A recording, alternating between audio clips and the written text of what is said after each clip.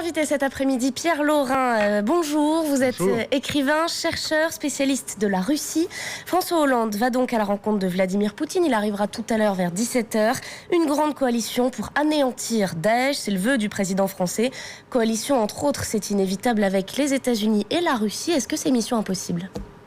C'est mission presque impossible, mais pas tout à fait impossible. Ça dépend de l'évolution sur le terrain, en fait. Le problème pour la coalition autour des États-Unis, c'est la présence de Bachar el-Assad.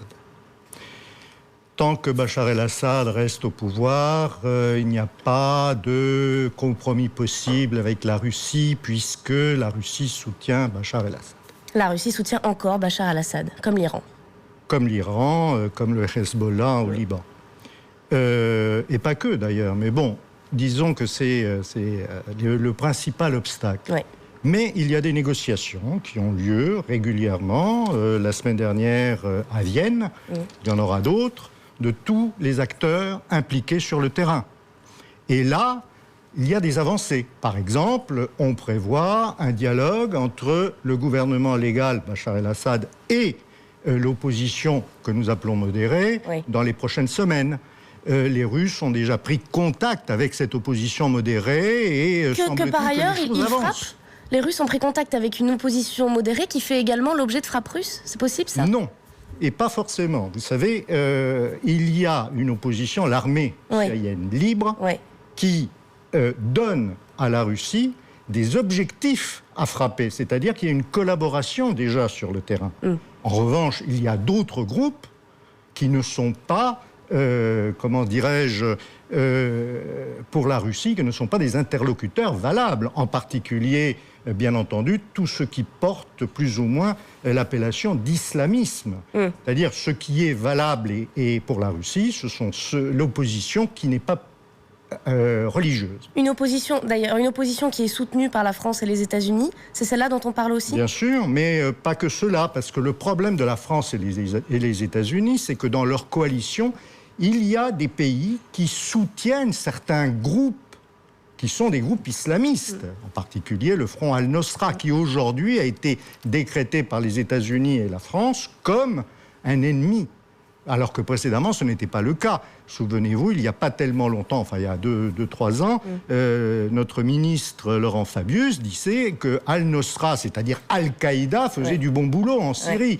C'était un peu surréaliste. Bon, maintenant, on discerne un peu mieux quels sont les adversaires. Et à partir de là, il y a peut-être un terrain d'entente. Mais en l'état aujourd'hui, la coalition ne peut pas exister. Si, elle peut exister, mais réduite au minima. C'est-à-dire un échange d'informations sur les vols, sur éventuellement le partage des cibles. Ça peut se faire. C'est la raison pour laquelle, depuis cette semaine, les diplomates ont changé leur vocabulaire. On parle même plus de grande coalition, on parle justement de coordination sur le terrain. Pour rester dans toute cette géopolitique, la situation sur place en Syrie, ce qui pose problème également aux États-Unis et à la Russie, c'est de voir quelle pourrait être la suite après Bachar el-Assad, puisqu'un jour il tombera. Bien sûr, mais ça, je pense que même les Russes savent que la solution finale pour la Russie, c'est en dehors de Bachar el-Assad, parce qu'il cristallise toutes les oppositions internationales. Toute cette guerre civile depuis 3 ans. Mais simplement, ce que les Russes disent, tant qu'on n'a pas une alternative crédible, surtout, on n'y touche pas. On a peur que les Américains, par exemple, placent leurs pions dans un futur gouvernement en Syrie. De toute façon, d'une certaine manière, ils placeront leurs pions, de la même manière que les Russes placeront leurs pions, que les Israéliens essaieront également de peser sur le résultat, parce que c'est leur survie également qui est en jeu. Donc, il y a beaucoup d'enjeux. Et puis la Turquie également. Alors justement, on va en parler. Ça a un petit peu mis le feu aux poudres, puisque en effet, c'est significatif ce qui s'est passé. Cet avion militaire russe qui a été abattu par les Turcs à la frontière turco-syrienne. Qu'est-ce que les Russes faisaient là ? Il n'y a pas de position de Daesh à frapper à cette frontière. Non, mais il y a des groupes islamistes que les Russes considèrent comme des cibles. Et puis par ailleurs, pour atterrir sur l'aéroport qui sert de base aux avions russes, il faut passer très près de la frontière turque. Maintenant, le problème, c'est que, généralement, les États civilisés n'abattent pas parce qu'il y a des survols de 17 secondes de leur territoire. Vous savez, à ce compte-là, étant donné que il y a eu plus de 1000 dépassements de la frontière grecque par les avions turcs, la Turquie n'aurait plus d'aviation depuis Alors longtemps. c'est bien là qu'on voit que ça n'a rien à voir, dans le sens qu'en fait le combat là, c'est Poutine, Erdogan, deux hommes Absolument. de force avec un historique un petit peu les meilleurs ennemis, c'est ce qu'on disait avant l'antenne. Voilà, c'était il n'y a pas tellement longtemps les meilleurs amis, là c'est devenu les meilleurs ennemis, et la Russie n'est pas prête de pardonner ce qui s'est passé, parce que, on n'abat pas un avion comme ça impunément. Donc là, actuellement, il y a des restrictions sur les importations turques. Il y a, par exemple, le Parlement russe a reconnu non seulement le génocide arménien, mais que la négation du génocide arménien serait punie par la loi, ce qui est un pas considérable jusqu'à présent pour justement maintenir les bonnes relations avec Ankara. La Russie se refusait à cela. Est-ce qu'on peut parler justement du cas de la Turquie, un allié de la coalition, un petit peu opaque avec d'autres intérêts que celui d'Abad Daesh ? C'est le moins que l'on puisse dire. Il y a pour la Turquie, je crois, un ennemi principal, et ce n'est pas Daesh, ce n'est pas l'État islamique, c'est plutôt les Kurdes. Et notamment, les avions turcs violent régulièrement la frontière avec la Syrie, avec l'Irak, pour aller bombarder les positions kurdes. Ça également, ce n'est pas tout à fait normal. Or, l'une des ripostes des Russes, c'est d'armer les Kurdes. Pour le moment, c'est encore en gestation, mais à mon avis, ça va se faire. Armer les Kurdes en missiles, de manière à ce qu'ils puissent se défendre contre l'aviation turque. Est-ce qu'on peut clarifier, reparler de cette situation géopolitique ? La Russie et l'Iran qui soutiennent encore et toujours Bachar el-Assad, ce sont des liens de soutien historiques.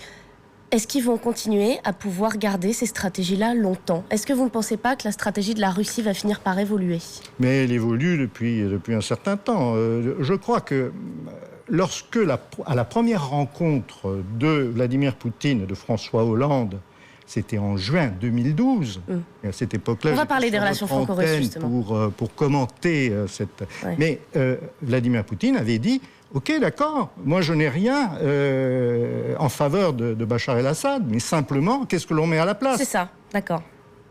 Alors justement, parlons des relations franco-russes. Là aussi, finalement, un lien malgré tout assez fort. On a vu d'ailleurs beaucoup d'images devant les ambassades de France en Russie, de fleurs, de bougies, la mobilisation des Russes, la solidarité à l'égard des Français. Du côté des dirigeants, comment ça se passe ? On sait que la France est éloignée de la Russie depuis François Hollande. On ne vous vend pas nos Mistral. On vous impose des sanctions à cause de ce qui s'est passé en Ukraine. Oui, mais à côté de cela, il y a toujours la grande amitié que la Russie porte à la France. Vous avez parlé des fleurs devant l'ambassade, des manifestations de deuil dans de nombreuses villes russes pour les victimes de nos attentats à Paris. Ça, c'est le peuple qui manifeste. C'est le peuple, c'est les autorités également. En revanche, on n'a pas vu grand-chose en France pour les victimes de l'Airbus qui a été...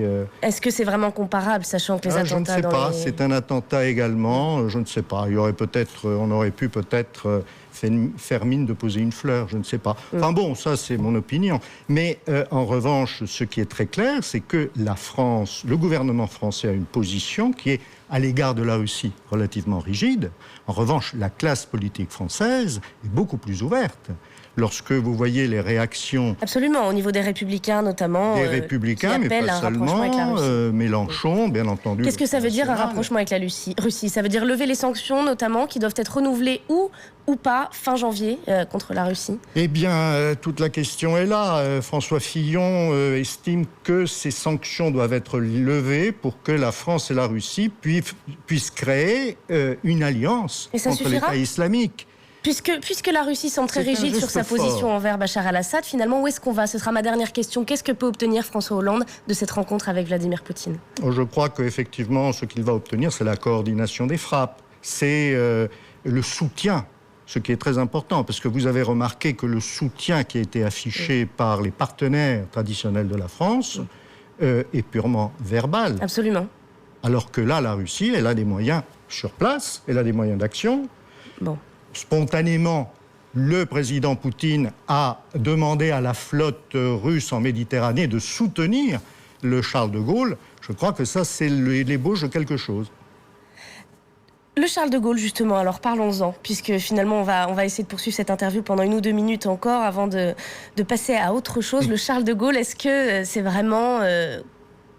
comment dire, quelle est la force là de frappe de la France dans cette histoire avec le Charles de Gaulle? C'est une force de frappe. Réelle. Indiscutablement, cela augmente les capacités de frappe de la France. Maintenant, le Charles de Gaulle est en Méditerranée. Oui. Pour atteindre les positions de l'État islamique, il faut qu'il survole la Syrie. C'est obligatoire. Survoler la Syrie, sans l'aide des Russes, c'est relativement dangereux.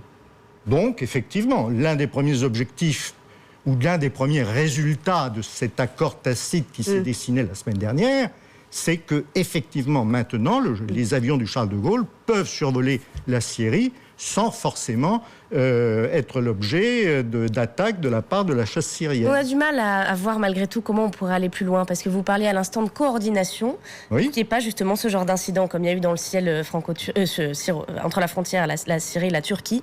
La coordination, elle existe déjà sur place.